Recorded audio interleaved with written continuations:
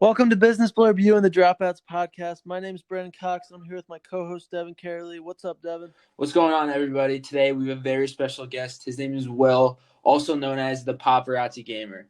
Thanks for coming on, Will. What's up? What's up, guys? What's up? How you doing? So thanks for coming on. Let's hop right into this. So first off, how did you decide you wanted to become a paparazzi? Well, it's funny, man. I didn't decide I wanted to become a paparazzi. I had studied photography and videography, and my initial plan was to do boring, like, news journalism.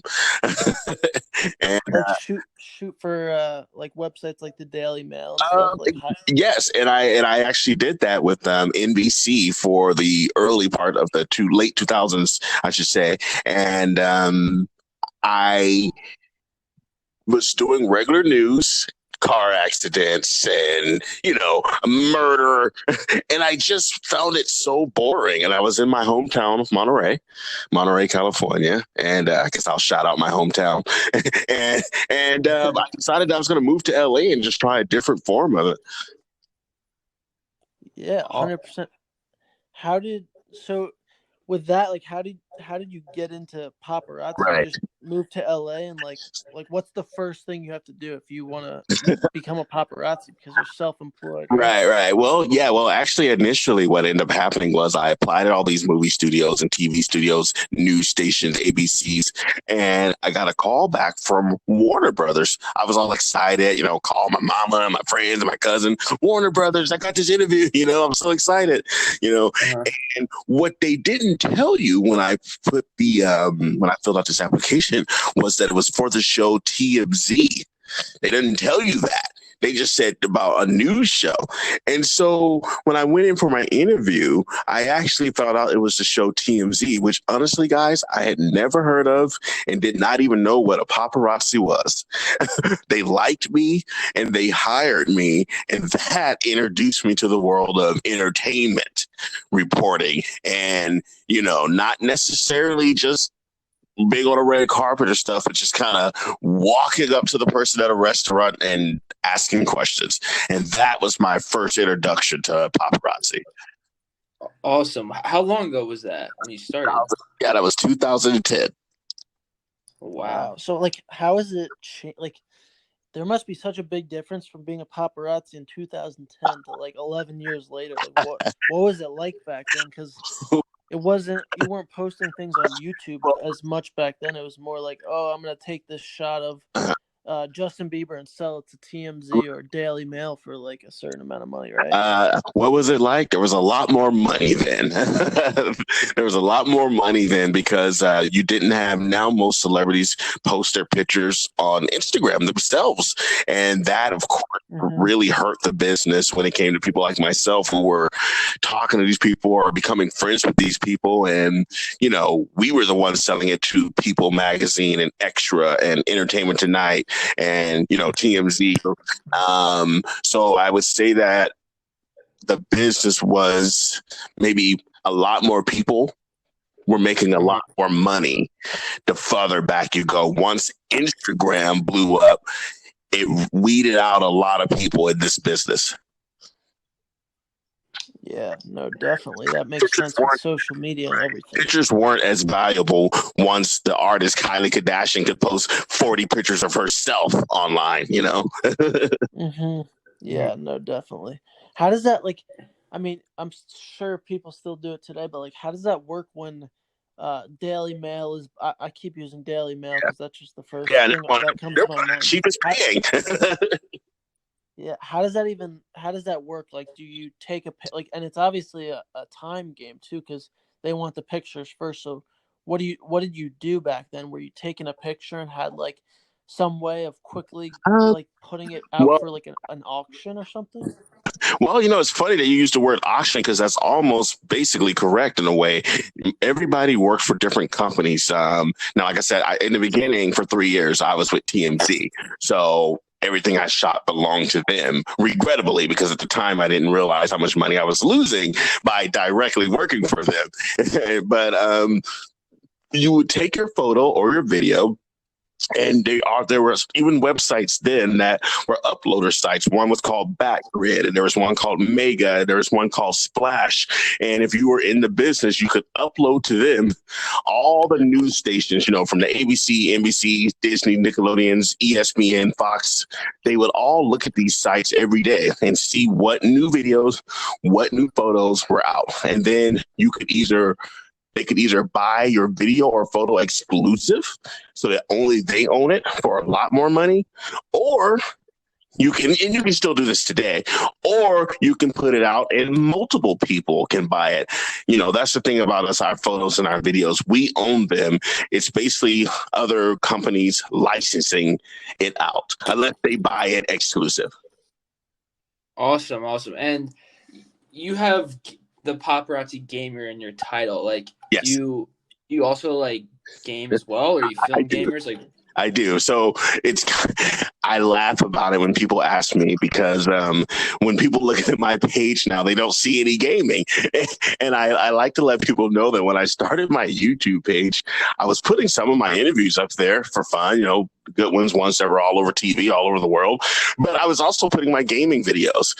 But no one really cared about my gaming videos that much. And so what happened is my page just eventually became my interviews, yet people always like the name and would be like, oh, the Paparazzi Gamer. And so the name stuck, but the content is different.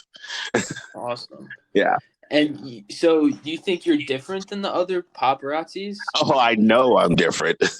How so? I want to hear it. Tell me about it. The fans want to know. The fans want to know. Yeah, see, that's a completely different person. So yeah, I'm very much different, because what ended up happening is, for me, is once I was no longer working for TMZ and could work for myself, I was really interested in less of what you would consider paparazzi and much more just the interview aspect. Because once I found out that all these celebrities called us, the business wasn't as entertainment. A lot of people didn't realize that, these Paris Hilton shots and these random shots, it's these people's publicists that call us. And when I got at TMZ, I was like, oh, we're not really finding out these people are at restaurants. They're telling us they're at the restaurant. And so it changed my whole view. And so I kind of was like, well, then in that case, I'm going to just start focusing on interviews. And so what I have done personally is I will still go out and try to find a Rihanna or I don't know, I can't think of David Beckham, I will. But really, I mostly try to contact celebrities and just see if they want photos taken or videos taken. And you'll be surprised how often they say yes. So you had asked me a question about I think you asked me how I consider myself different from the other paparazzi. Yeah. How are you different from Fletch? Right. Okay. And all right. these guys. Right. Well, I'm not different from Fletch. I know Fletch. He's a cool guy. First of all, I've been doing this a little bit longer than him. We started about the same time. What's funny is probably was the same year, but I was a little bit before. And I love what he's doing with his channel. It's great. What I'm doing is different. I would say if you go to his channel and you go to my channel and just scroll and scroll and scroll, you will notice we do not shoot the same people. Because now I was focusing more on red carpets and making a lot of money selling the bigger stars, while he was just doing YouTube for years. I had a YouTube page, and what I started doing was I wanted to be different from, him and the many other people that recently kind of started calling themselves paparazzi.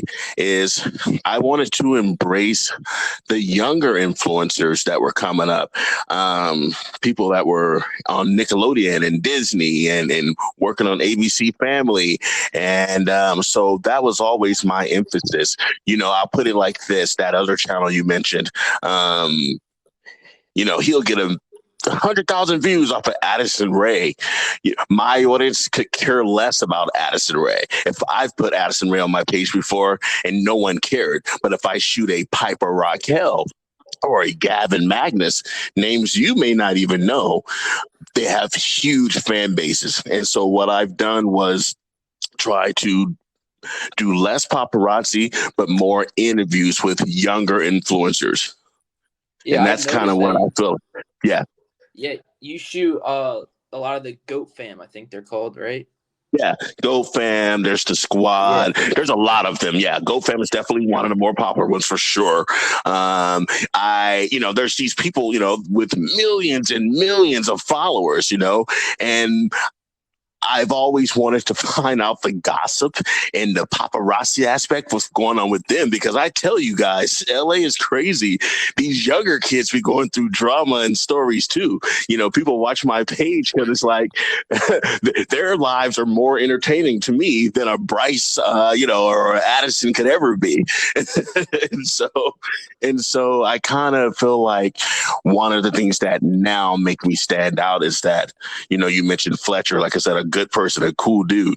I have no interest in his audience whatsoever. That's just not even the fan base I'm going after. And No, so yeah, No, it's, definitely. you're yeah, definitely crushing it. I see you shooting the younger audience and going right. Yeah. more It's that like generation, which is I'm dope. killing it in my niche, and it's like, and I'm just kind of trying to build it. I just recently finally got offered some sponsors. So, it's like, oh, wow. Awesome people like you or guys are hitting me up to talk to me. And it's like, I feel like now I'm finally getting some traction. That's Yeah, how does a sponsorship work for a paparazzi? Like how does somebody sponsor a Right. paparazzi? Well, how does it work? Donations in this particular case, without saying who they are yet, before I'm going to make a whole Instagram thing about it. But it's a camera company so one of the cameras that I use for my photography, they saw my work and they said, hey, you willing to mention our camera and use our camera? And I said, heck yeah. And so I can't say the name yet because I'm going to make a whole thing about it on my YouTube page in like 4 days. But yeah, that's how that started. And that's Yeah, so, awesome. good for you. yeah, and then you meet. I got to have a meeting with a casting director from Nickelodeon. I think I could say her name, Shayna Sherwood, from Nickelodeon. I did a meeting with her, and we're in the works of talking. Nothing's official there, but we're in the works of talking about me doing some exclusive interviews with some of the people coming from their new shows. So, like I said, that's kind of the route I'm going. That's awesome. You know, So where do you normally do you usually get PR calls still these days? Or are I you do. hanging out at like restaurants, I or do. what's the main because that's everybody's number one question. Like how does this paparazzi find these people? Are they a stalker? Are they sitting in the No, back of a car with tinted right. windows, or like how? That That's the question. that is one of the fakest myths about paparazzi. You mentioned we'll mention him another time. A Fletch. If you think that he's just randomly seeing these people, you're tripping. These are all setups. Like most of them are set up. These people know we're there. They tell us what time they're going to be there. They have their people let us know, and that's one of the sad parts about this business, guys. It's Hollywood. It's entertainment. It's a lot less stalking and a lot more. We're going to be here at 8 p.m. than most people realize. I have no problem telling people that. I do have paparazzi that get mad at me for being so honest about that. But to me, it makes it more interesting. Like, do these people really think we just find people at the grocery stores perfectly with their makeup on? You're like, you really thought I just happened to be at this restaurant in Beverly Hills on a Tuesday at 7? Like, no. It's like, Yeah. joke's on you, and it's like, I don't mind telling people that. And I feel like that's another thing that makes me stand out. It's like 70% of it's set up. Don't fall for anything else if you think it's not. No, yeah, that makes sense. I can't see people just hiding behind cars and No, it, it doing that. it's not true. Yeah, they let us know. And how they get away with it is they have their publicist or their people let us know. So that way they can always say, well, I didn't call. Yeah. I'm sure And they in a probably. way, it makes you guys like. I don't know why some paparazzis aren't a fan of it, because it like kind of gives you guys a better rep, because obviously paparazzis have that rep of, oh, this guy's stalking 100%, people, and man. so I don't know Totally why they're agree. so like People hear the against word that. paparazzi, and of course they think negative, and it always disappoints me. Like I said to you guys earlier, or hopefully that wasn't cut out. was when I start working for TMZ and I found out that, oh, this is all mostly staged, my eyes open about it because I had hesitations about it. I'm like, wait, I'm a real photographer. I'm college educated. Like I can't do this. But once I realized that, oh, wait, no, I'm just the entertainment reporter, it opened my eyes. And I hope more people realize that. Go back and watch these videos from your favorite paparazzi and tell yourself, do you really think this person didn't know that person was going to be there or not? Do you have a lot of influencers in your DM saying like, yo, I'm like coming to this place? All day, every day, all day, every day, all day, every day. Some big names, Wait, probably. Huge names, small names. Yeah.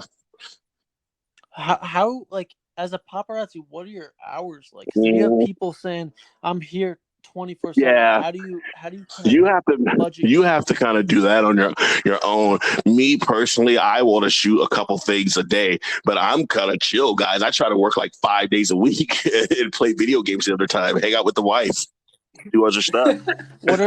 What are your off days? Is it usually like Monday, Tuesday when things kind of calm Well, down? now that's funny that you say that because, bro, it's different every week. Even after this phone call, I'm about to go shoot 2 people. So it's like, last week, I think I didn't do anything on Tuesday and like Saturday. The week before that, I shot something every day. For me, if it's going to make me money and it's worth it, I might go do it, because the great thing about my job is, I'm making money just talking to people, having fun with them.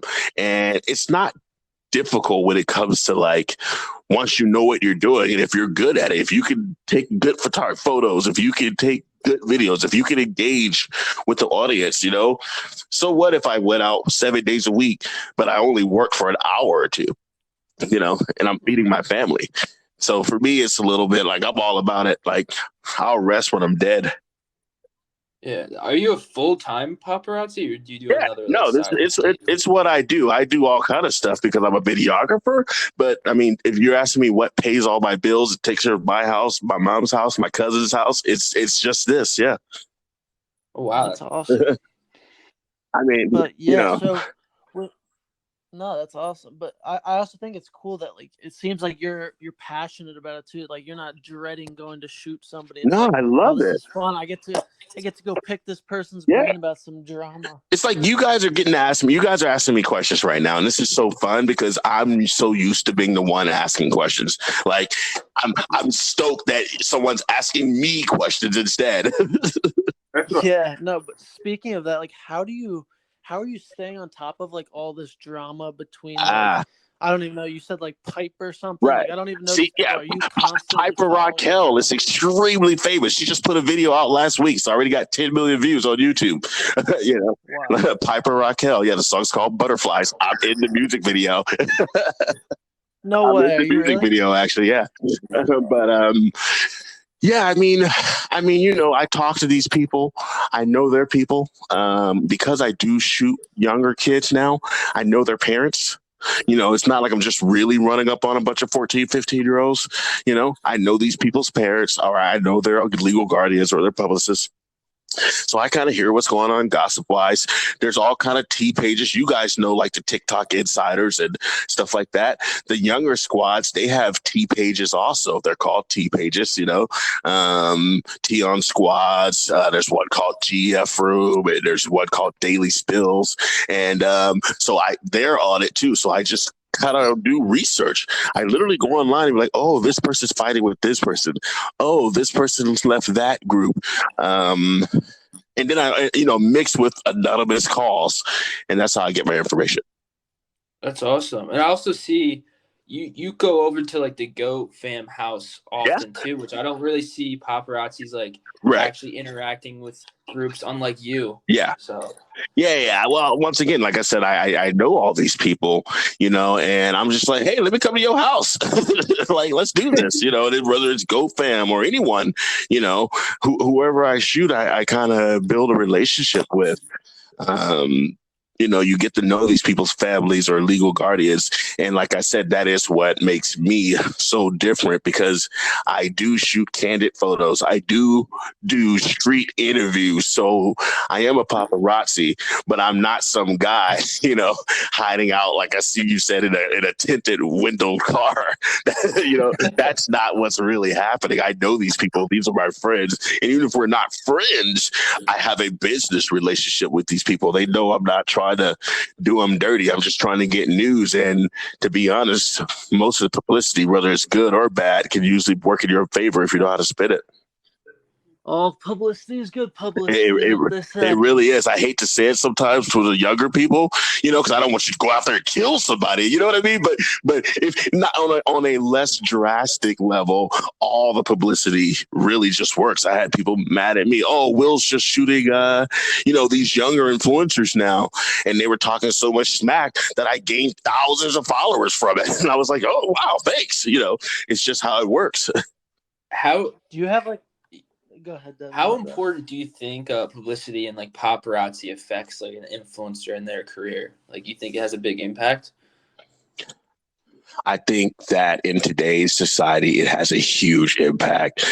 Obviously, no one's going to become a popular influencer without them being likable or attractive or talented or whatever it is that kind of start getting them there. But it's hard to deny what flashing lights, candid moments, and someone promoting you, which is what we're really doing, helps. I would say it's tremendous. The Paris Hiltons and the Kim Kardashians taught you guys this 15 years ago. You want to get famous, then you should probably have paparazzi shooting you, because people are going to look you up. They're going to wonder why, and they're going to wonder what you're talking about, period. Yeah. How do you get a sense of what's I guess you got to clickbait a little bit. Yeah, sure. I mean, I haven't taken. How do you get a sense of what's going to get clicks, or what people are going to really want to hear, besides what you're talking to the PR team and stuff? Well, yeah, now that's trial and error, because I've gotten videos on my page that I thought were going to be huge, and barely 4,000 people looked at it. So and then I've had videos that was just kind of like a throwaway video, and it has 300,000 views. So I have to admit that's a hit or miss. I personally kind of have found a stride with my audience. I kind of realize now where my audience wants to go and what they like. And so, I'm not one of the big guys out there, but in my small little fandom, I feel like we're kind of keeping everybody happy. I kind of know what they want. I know they're really interested in relationships and people fighting. Interesting. That's awesome, though. Yeah. For me, have you ever had a celebrity that gotten upset? You said a lot of these people call you, or they have their right, but not all. Right, a lot, but not all. I'd say 70%. Yeah.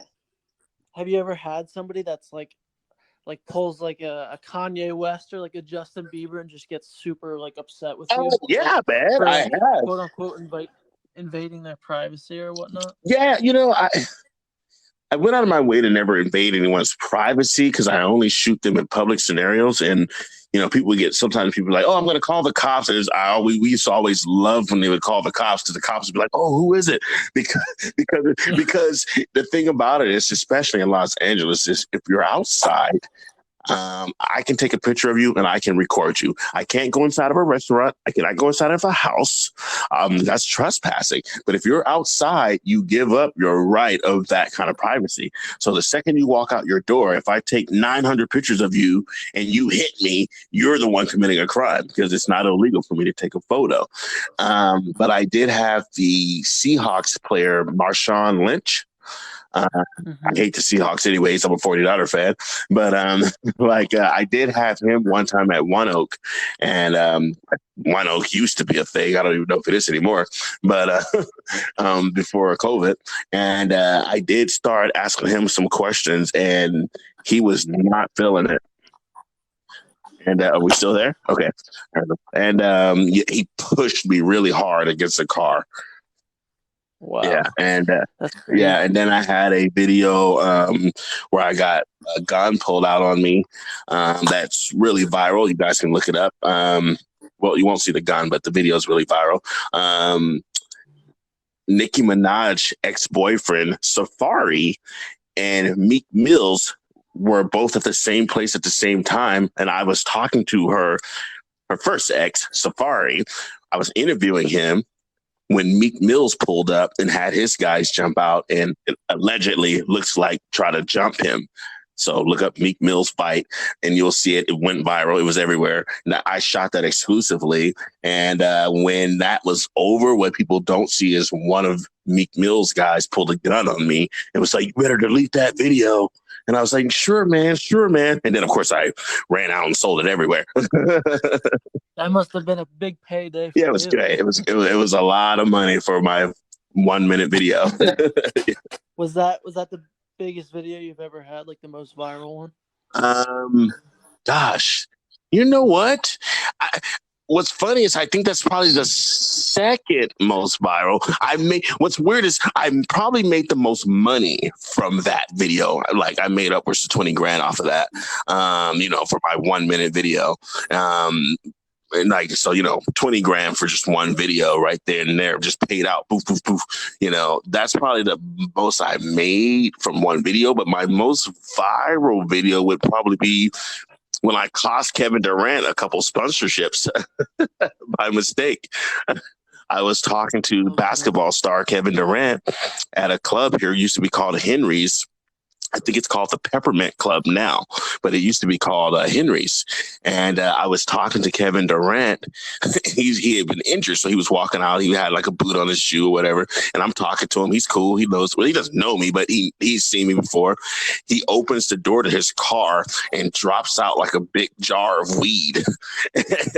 And that was all over ESPN and Sports Center and Fox Sports. And that was everywhere. He lost a couple endorsement deals from it. So if you ever type in Kevin Durant drops weed, you'll hear me. That's my video. Oh my God. That's crazy. So that was the most viral video, but I made the most money from the Safari Meek Mills fight.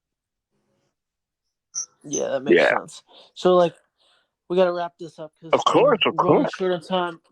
And I know you got to go shoot. Yeah, you got to get that money. You guys are so fun to talk to. I'm just rambling. Appreciate that.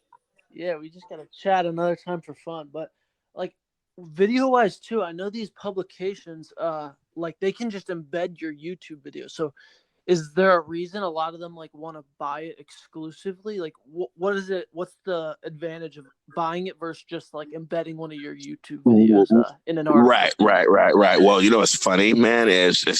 Gosh, that's a really good question and kind of a whole nother thing. So, okay, what I'm talking about, that's when I used to try to sell more of them and not just put them all on my YouTube page. To be honest, if I had a video like the Kevin Durant now, because that was when I had that one, that was actually when I was at TMZ. If I had that happen to me now, I would actually only want it on my YouTube page and then make sure people just share it. Because now really I'm all about promoting my YouTube page. Initially, I was just throwing my stuff on there, the fun stuff, but the stuff that really didn't sell or once it's sold, I'd put it on the YouTube page like 2 weeks later, 3 weeks later. Now I just shoot for my YouTube page. Once I decided that I was going to really focus on the Paparazzi Gamer YouTube page. Yeah, no, that makes sense. And it's kind of changed the whole paparazzi game with the whole YouTube thing, because it gives you guys an easier way to monetize. It's true. And, it's true. And, there's a lot of fakes out there. Realistic when it comes to paparazzi content on YouTube, it's myself and what Fletch is doing. Everybody else, I know these people, they came after like in the last year only, and they're just kind of copycats. And that's the honest truth. They know it. And, but he has been doing this for a long time and for real, and I have been doing it for a long time and for real. when it comes to YouTube. Do you and Fletcher ever go out for a beer or anything? No, I can't say that we've ever went out for a beer, but we've definitely hung out. Like I said, I know the guy. I like the guy. He's a cool dude.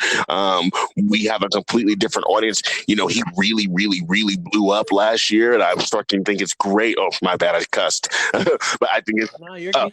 I think it's great because really, I felt like what him blowing up with the TikTokers really helped a person like myself and what I was doing. So, you know, good dude. I can't say we hang out like that, but I know him, and I think he's been great for the business. The only thing I hate about him blowing up was that it added all these new copycat people. That's the only thing. That was the 100%. downside to him blowing up. You know, but as I'm starting to blow up too, people are starting to be like, "Oh yeah, this guy, he's been doing this for a long time too." As I build my audience, we'll see what happens. You know, people like you being kind enough to talk to me, you know, I appreciate that. So it's like, yeah, it helps. Yeah, 100%. Well, thanks for coming on. Where can people check you out? Like, plug yourself. Yeah, man. So on YouTube, the Paparazzi Gamer, and it's THE, the Paparazzi Gamer. So it's the Paparazzi Gamer on YouTube, Instagram, and Twitter. But I don't post on Twitter very much. But you gotta get on TikTok. You know? Oh, wait. I'm sorry. And TikTok. And I'm on TikTok. Yeah, I don't post much on TikTok, but I think I got like 25K on TikTok. Follow me on TikTok. You're right. So I kind of forget to post on TikTok.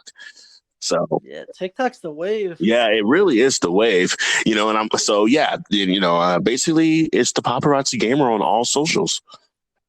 Check them out. Well, thanks for coming on. We appreciate you coming on. Hey, you guys are awesome, man. I've listened to some of your other podcasts, and I really like what you guys are doing. You know, you guys are big influencers. I see you out there, especially you, Devin. I see you guys. You know, y'all are doing it. Here's what I want to do, Devin, and I want both of you guys actually. I want to do a content. Let's make a skit together. Let's do something funny. I'm so down. Let's do it. I'm in Jersey, but next time I'm out in LA, Devin's dragging me out there. Well, Devin, drag him out here and let's do something. I don't just do paparazzi. You know, I'm trying to blow this whole thing up. Let's do it.